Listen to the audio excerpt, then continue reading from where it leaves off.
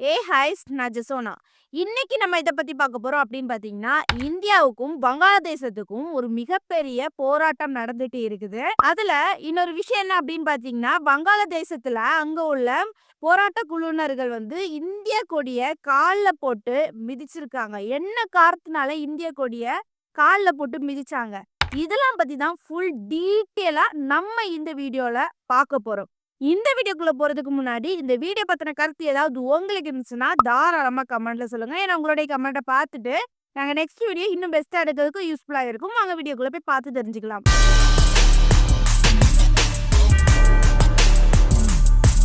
சரி, ஃபர்ஸ்ட்டு நம்ம சொல்லப்போனா இந்தியாவும், வங்காளதேசாவும் ஒரு சில மாத காலங்களுக்காகவே ரொம்ப க்ளோஸாவா தான் இருந்தாங்க. சரியா? அவங்களுக்குள்ள எந்த ஒரு பிரச்சனையுமே கிடையாது. அதிகமா அவங்க 2 ஒரு ரொம்ப க்ளோஸ் அப்படிங்கிற மாரி சொல்லலாம். சரியா? அப்ப என்ன நடக்குது அப்படின்னு பார்த்தீங்கன்னா, திடீர்னு அங்க ஒரு போராட்டம் நடக்குது. அங்க பிரதமரா யார் இருந்தாங்க அப்படின்னு பார்த்தீங்கன்னா, அ ஷேக் ஹசீனா அவங்க தான் பிரதமர் ஆட்சி பண்ணிட்டு இருந்தாங்க. அப்ப என்ன ஆகுது அப்படின்னு பார்த்தீங்கன்னா, ஒரு சில திட்டங்கள கொண்டு வந்திருந்தாங்க. அதனால போராட்டம் குழு என்ன பண்றாங்கன்னா, இளைஞர் அணிகள் எல்லாருமே சேர்ந்து போராட்டம் பண்றாங்க. இது அந்த ஏரியால அதாவது அந்த இடங்கள்ல அந்த வங்காளதேசத்திலே ரொம்பவே கலவரமா வெடிக்க ஆரம்பிக்குது. அவங்க என்ன பண்றாங்க அப்படின்னு பார்த்தீங்கன்னா, அந்த பிரதமரு உயிருக்கு தப்பி நம்ம இந்தியாவுக்கு வந்துட்டாங்க. சரியா? இது சில மாதங்களுக்கு முன்னாடி நடந்துச்சு. அதுக்கு பிறகு வங்காளதேசத்த ஒருத்தங்க கொண்டு போணும்ல.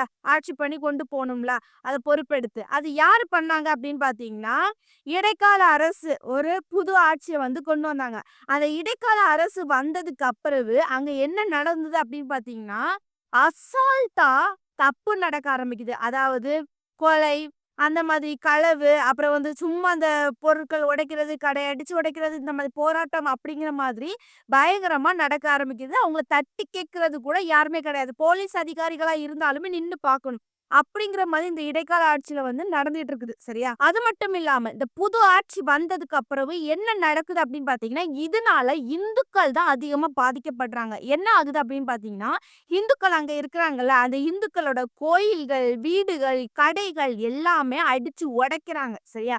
யார் அப்படின்னு பார்த்தீங்கன்னா, இந்த இடைக்கால ஆட்சியில அதிகமா ரவுடி கும்பல்கள் இருக்கிறாங்கல்ல, அவங்க. கேட்கறதுக்கு யாருமே வரமாட்டாங்களாம். அந்த அளவுக்கு இங்க ரொம்ப ஒரு அட்டகாசம் அப்படிங்கிற மாதிரி, அதாவது கவர்மெண்ட் கூட கேட்க மாட்டாங்களாம். அப்படிங்கிற மாதிரி அங்க இதாவே இருக்கு. சரியா? அப்ப இந்துக்கள் மக்கள் தவிக்கிறாங்க. இனி என்ன பண்ணணும்? இனி என்ன பண்ணன்னு தெரியலையே! அப்படிங்கிற மாதிரி அவங்க ஒரு முடிவுக்கு வாராங்க. அப்ப என்ன நடக்குது அப்படின்னு பார்த்தீங்கன்னா, இந்துக்கள் அனாதையா இருக்கும்போது, ஒரு சாமியார் என்ன பண்றாரு அப்படின்னு பார்த்தீங்கன்னா, முன்னாடி வராரு. அதாவது எந்த ஒரு ஆயுதமே கிடையாது. இனி தட்டி கேட்போம். இனி இல்லன்னா நம்ம இந்துக்களே இருக்க முடியாது. கோயில்கள், வீடுகள் இப்படி அவங்களுடைய ரவுடியோட அராஜகங்கள் தான் இருக்கும் அப்படிங்கிற மாதிரி அவரு என்ன பண்றாரு அப்படின்னு பார்த்தீங்கன்னா, சாமியார் பேரு சின்மாய் கிருஷ்ணதாஸ். அவரு ஒரு பெரிய சாமியார். சரி. அவரு என்ன பண்றாரு அப்படின்னு பார்த்தீங்கன்னா, நேர போராட்டம் பண்ண ஆரம்பிக்கிறாரு. அதாவது அவரு ஒரு சில கூட்டங்கள கூட்டிட்டு ஒரு கொடிய கொண்டு வந்திருக்காங்க. அதாவது நெறைய பல கொடிகள் சொல்றாங்க. பட் கொடி மூலமா என்ன பண்றாங்கன்னா, அவங்க நாங்க போராட்டம் பண்றோம். இந்த அராஜகத்த ஒழிக்கணும். எங்களுக்கு நியாயம் கிடைக்கணும். எங்கள கண்டுக்க மாட்றாங்க. காவல்துறை அதிகாரிகள் கண்டுக்க மாட்டேங்காங்க. கவர்மெண்ட் கண்டுக்க மாட்டுக்காங்க. இந்த மாதிரி எங்களால இருக்க முடியல. பயமா இருக்கு. அப்படிங்கிற மாதிரி மக்கள் எல்லாத்தையுமே கூட்டிட்டு அமைதியாட்டு என்ன பண்றாங்க அப்படின்னு பார்த்தீங்கன்னா, போராட்டம் பண்றாங்க. வேற எதுவும் பண்ணல. அட்டாக் பண்ணல. எதுவும் பண்ணல. கவர்மெண்ட்டுக்காக தட்டி கேட்கிற மட்டும் தான் இந்த சாமியார் பண்றாரு. சரி. இனி அடுத்த கட்டமா என்ன நடந்திருக்கும்? போராட்டம் நடந்துட்டு இருக்குது. சரியா? அப்ப இனி அடுத்த கட்டமா கவர்மெண்ட் என்ன பண்ணணும்? இந்த போராட்டக்காரங்க போராட்டம் பண்றாங்கல்ல, அந்த சாமியாருக்கு அங்குள்ள மக்களுக்கு பாதுகாப்பு கொடுத்திருக்கணும். என்ன நடந்துச்சு அப்படிங்கிற மாதிரி என்ன பண்ணணும்? தட்டி கேட்டிருக்கணும். பட் அங்க உள்ள கவர்மெண்ட் என்ன பண்ணுச்சு அப்படின்னு பார்த்தீங்கன்னா, ஒண்ணுமே தட்டி கேட்கலையாம். அதாவது இவங்க போராட்டம் பண்றாங்க. போராட்ட காலத்துல போய் அடிதடி பண்ணியிருக்கிறாங்க. பண்ணது மட்டும் இல்லாம, அந்த சாமியார் இருக்கார்ல, சாமியார என்ன சொல்லியிருக்காங்கன்னா, தேச துரோகிணி அப்படிங்கிற மாதிரி ஒரு முத்திரைய குத்தியிருக்காங்க. முத்திரை குத்துனது மட்டும் இல்லாம, அவர கைது பண்ணி ஜெயிலுக்குள்ள அடைச்சிருக்காங்க. சரியா? நியாயமா அங்க உள்ள கவர்மெண்ட் என்ன பண்ணியிருக்கணும், இந்த அவர பாதுகாத்துக்கணும். ஏன்னா எல்லாருமே இனி அட்டாக் பண்ணுவாங்க. ரவுடிகள் அவங்க அட்டாக் பண்ணுவாங்க. அப்படிங்கிற மாதிரி ஒரு பாதுகாப்பு குடுக்காம, அங்க உள்ள கவர்மெண்ட்டே இந்த மாதிரி ஒரு முத்திரைய குத்தி என்ன பண்றாங்க அப்படின்னு பார்த்தீங்கன்னா, அவர கைது பண்றாங்க. இது பெரிய கலவரமா வெடிக்க ஆரம்பிக்குது. சரி, இது மட்டும் தான் முடிஞ்சா அப்படின்னு பார்த்தீங்கன்னா, சாமியார கைது பண்ண உடனே, அங்க உள்ள இந்துக்கள் எல்லாருமே என்ன பண்றாங்கன்னா, போராட்டம் பண்ண ஆரம்பிக்கிறாங்க. எதனால நீங்க வந்து அரெஸ்ட் பண்ணீங்க? அப்படிங்கிற மாதிரி பண்றாங்க. அது மட்டும் இல்லாம, வங்காளதேசத்துல இன்னொரு பகுதியில வந்து போராட்டம் பண்றாங்க. அவருடைய அந்த சாமியார் வந்து கொடி வச்சிருப்பார்ல, அந்த கொடி. அது மட்டும் இல்லாம இந்தியால உள்ள கொடிய எடுத்து கால்ல போட்டு மிதிச்சிருக்காங்க. சரியா? இதுவும் என்ன ஆகுது அப்படின்னு பார்த்தீங்கன்னா, இந்தியர்களுக்கு தகவல் வருது. உடனே இந்தியர்கள் என்ன பண்றாங்க அப்படின்னு பார்த்தீங்கன்னா, எங்க கொடிய நீங்க வந்து எப்படி மிதிக்கலாம்? அது மட்டும் இல்லாம இந்தியா உதவியால உருவான நாடு தான் இந்த வங்காளதேசம்.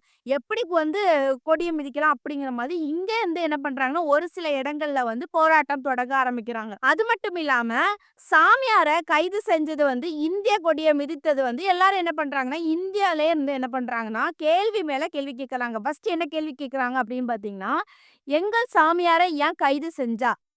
ஆ எங்கள் கொடிய எப்படி நீ அவமதிக்கலாம்?" அப்படிங்கிற மாதிரி கேட்கறாங்க. யாரு கேட்கறாங்க அப்படின்னு பார்த்தீங்கன்னா, இந்தியா, கொல்கத்தா, அகர்தலா போன்ற இடங்கள்ல பாஜக மற்றும் இந்து அமைப்பு வீதி இருக்குல்ல, அவங்க எல்லாருமே வந்து இறங்கி போராட்டம் பண்றாங்க. சரியா? ஹிந்துக்கள் சார்ந்த அதாவது ஹிந்துக்கள் வந்து ஹெட் அப்படிங்கிற மாரி இருக்கும்ல. அவங்க என்ன பண்றாங்கன்னா, "எப்படி நீ பண்ணலாம்? இந்தியா கூட எப்படி சமத்தலாம்? எப்படி இந்த அவர வந்து கைது பண்ணலாம்?" அப்படிங்கிற மாரி பல கேள்விகள் கேள்வி வைக்கிறாங்க. அது மட்டும் இல்லாம இந்த போராட்டங்கள் இப்படிதான் தொடங்குது. அது மட்டும் இல்லாம இந்த போராட்டம் உச்சக்கட்ட போராட்டமா வந்து வெடிக்குது. என்ன அப்படின்னு பார்த்தீங்கன்னா, திரிபுராவுல உள்ள அகர்தலாவுல வந்து அதிகமான மக்கள் வந்து கோபப்பட ஆரம்பிச்சுட்டாங்க. கோபம் அவங்களுக்கு தலைக்கேறி போராட்டம் பண்ண ஆரம்பிக்கிறாங்க. போராட்டம் எங்க எங்க பண்றாங்க அப்படின்னு பார்த்தீங்கன்னா, பங்களாதேசத்துல உள்ள தூதரகம் இருக்குல்ல, அந்த தூதரகத்துக்குள்ளேயே நுழைஞ்சு என்ன பண்றாங்கன்னா, போராட்டம் பண்ண ஆரம்பிக்கிறாங்க. தாக்குதல் பண்ண ஆரம்பிச்சிருக்காங்க. இந்த மாதிரி சம்பவங்கள் வந்து பயங்கரமா உச்சக்கட்ட கோபத்துல ஏறி இவங்க வந்து போராட்டம் பண்ணிட்டு இருக்காங்க ஒரு பக்கம். சரி, இப்போ இந்த போராட்டம் என்ன கட்டமா நோக்கிட்டு இருக்குது? இந்த சாமியார் என்ன பண்ணிட்டு இருக்காங்க அப்படின்னு பார்த்தீங்கன்னா, இந்த சாமியார் வந்து கைது பண்ணத ரிலீஸ் பண்ணல. பட் என்ன பண்றாரு, வழக்கறிஞர் அச்சம். அவரு வந்து என்ன பண்றாரு அப்படின்னு பார்த்தீங்கன்னா, சின்மய் தாஷிகாவுக்கு வாதாட முன் போனாரு. அதாவது அவருக்கு ஜாமீன் வேணும் அப்படிங்கிற மாதிரி அவரு வாதாடுறாரு. பட் அவங்க குடுக்க மாட்டேன் அப்படிங்கிற மாதிரி சொல்லிட்டாங்க. சரியா? அதனால சாமியார் உள்ள தான், வெளிய அவரால வர முடியாது. அது மட்டும் இல்லாம இந்தியால இருந்து வங்காளதேசத்துக்கு பொருட்கள் வந்து குடுக்க மாட்றாங்க. உணவுப் பொருட்கள், மருந்து இங்கேருந்து சப்ளை ஆகுது. அது எல்லாமே ஸ்டாப் பண்ணி வச்சிருக்காங்க எல்லை பகுதியில. ஏன் அது மட்டும் இல்லாம என்ன சொல்றாங்க அப்படின்னு பார்த்தீங்கன்னா, எங்க மக்கள காக்காத நாட்டுக்கு எதற்கு நாங்க உணவு அனுப்ப வேண்டும்? அப்படிங்கிற மாதிரி கேட்கறாங்க. அதாவது ஒரு கேள்வி வைக்கிறாங்க. சரியா? அதாவது இவங்களுடைய கேள்வி வந்து நியாயம் தானே!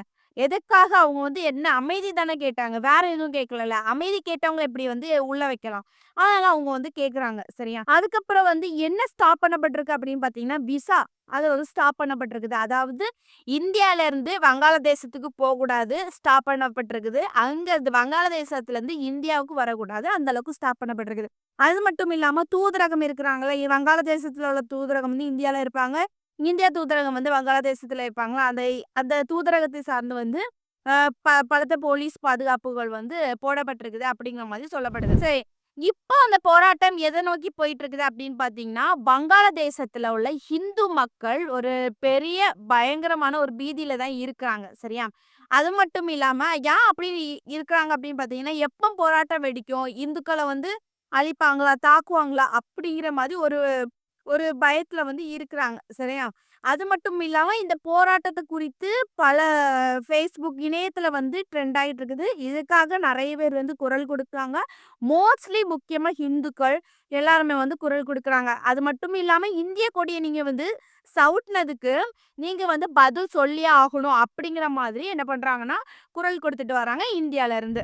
சரி, இப்ப என்னுடைய கருத்து என்ன அப்படின்னு பார்த்தீங்கன்னா, வங்காளதேசத்துல பல பிரச்சனைகள் வந்து போயிட்டுருக்குது. சரியா? இப்ப இடையில கூட ஒரு இயக்க தலைவர், ஒரு இளைஞர் இயக்க தலைவர வந்து கொன்னாங்க. அத கூட வந்து ஒரு போராட்டமா அங்க வெடிக்க ஆரம்பிச்சுச்சு.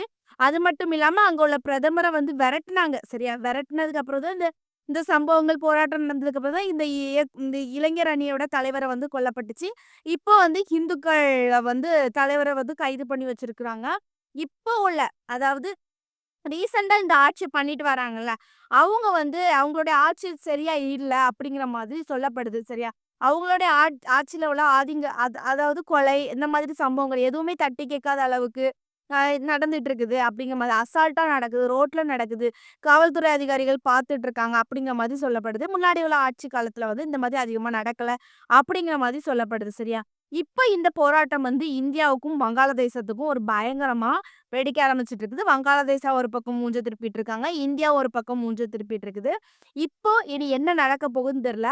வங்காளதேசாவும், இந்தியாவும் மறுபடியும் வந்து ஃபைட் பண்ணுமா அப்படிங்கிற மாரி நம்ம வந்து தெரியல. பட் போராட்டம் 2 பக்கமும் நடந்துட்டு இருக்குது. இனி இந்த போராட்டம் அடுத்த கட்டமா எத நோக்கி போகுது அப்படின்னு நம்ம பொறுத்திருந்து பார்ப்போம். நெக்ஸ்ட் ஒரு வீடியோல சந்திக்கிறேன். பாய்.